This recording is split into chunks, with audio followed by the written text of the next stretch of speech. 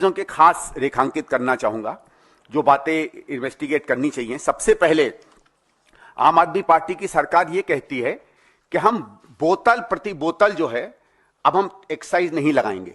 उन्होंने ये कहा कि कुछ साल पहले से जिस तरीके से जिस स्तर पर एक्साइज कलेक्ट होता था, हम उसी पर हर साल 5 या 10% बढ़ाकर एक मूल जो है हम लोगों से ले लेंगे। उसके बाद वो कितनी बोतलें बेचते हैं, क्या नहीं बेचते हैं, वो जाने, उनका काम जाने। पहली चीज तो जीएसटी के आने के बाद इस देश में इतनी टेक्नोलॉजी है कि जब एक एक लेस के चिप्स के ऊपर आप अलग से जीएसटी लगा सकते हैं, तो बोतलों के लिए आपने इस तरीके के अलग काम क्यों किया, यह संदेह की स्थिति बनती है। एक जमाना हो सकता था। दूसरा यह था, यही आम आदमी पार्टी बार बार कहती थी कि दिल्ली में 30 से 40% से ऊपर अवैध शराब बिकती है। यानी अगर हमारे यहां समझ लीजिए अगर 10,000 बोतलें बिकती थी तो यह माना जाता था कि 13 से 14,000 बोतलें बिक रही हैं, इसलिए 3 से 4,000 बोतलों का एक्साइज सरकार में नहीं आती है। तो फिर 10,000 बोतलों की सेल को क्यों हमने स्टैंडर्ड माना? इसका मतलब है इस सरकार ने 30 से 40% चोरी को एक लीगल सैंक्शन दे दिया कि अगर एक सिस्टम में 30 से 40% लीकेज है तो हम नई सिस्टम में 30-40% के लीकेज को भी लीगल मानेंगे। इसका मतलब है डेलिबरेटली इन्होंने अलाउ किया है होलसेलर्स को कि अपनी पहले की इलीगल एक्टिविटी को आज आप लीगैलिटी के नाम से आगे चलाएं। तो दिल्ली को 30 से 40% सीधे सीधे लॉस हो रहा है, जो सीएजी रिपोर्ट में कवर नहीं हुआ है।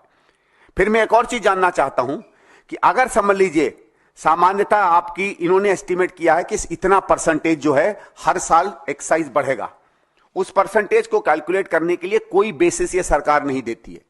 किसी भी बिजनेस में अगर आप आगे प्रोजेक्ट करते हैं, सामान्य बजट में भी प्रोजेक्ट करते हैं, तो तमाम कैलकुलेशन जाते हैं। कितनी मिडिल क्लास बढ़ेगी, दिल्ली की सैलरी कितनी बढ़ेगी, कि कितना शिफ्ट होगा लोकल लिकर से फॉरेन लिकर में, इस तरीके का कोई मापदंड नहीं बनता है। एक आर्बिट्रेरी नंबर इस्तेमाल कर लिया जाता है। दूसरा यह है कि अगर आप लोगों को भी याद होगा एक कहानी, जब भी हम लोग लिकर माफिया की बात करते हैं तो हम होलसेलर्स की बात करते हैं। सारी की सारी नीति प्राइवेट होलसेलर्स पर आधारित होती है। इसमें मैन्युफैक्चरर्स कहीं नहीं दिखते हैं, इसमें रिटेलर्स का हित कहीं नहीं दिखता है।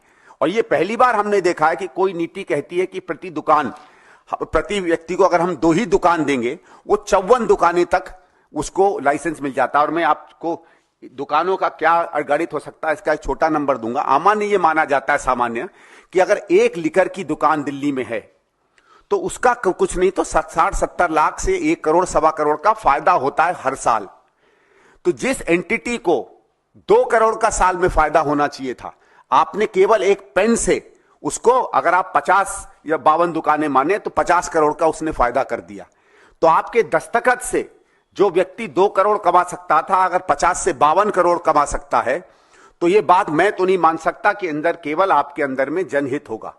आपके और उन लोगों के बीच में क्या संबंध हुए होंगे कि आपने केवल एक दस्तखत से, जो नीति के खिलाफ था, नैतिकता के खिलाफ था, सरकार के अधिकारियों ने जिस तरीके से प्रपोजल आपके पास भेजे उसके खिलाफ था, कैबिनेट में जो डिसीजन हुए उसके खिलाफ था, केवल एक दस्तखत से आपने लोगों को 2 से 54 दुकानें कर दी। ये किस बेसिस के अंदर किया गया, इसका सीधे सीधे इन्वेस्टिगेशन होना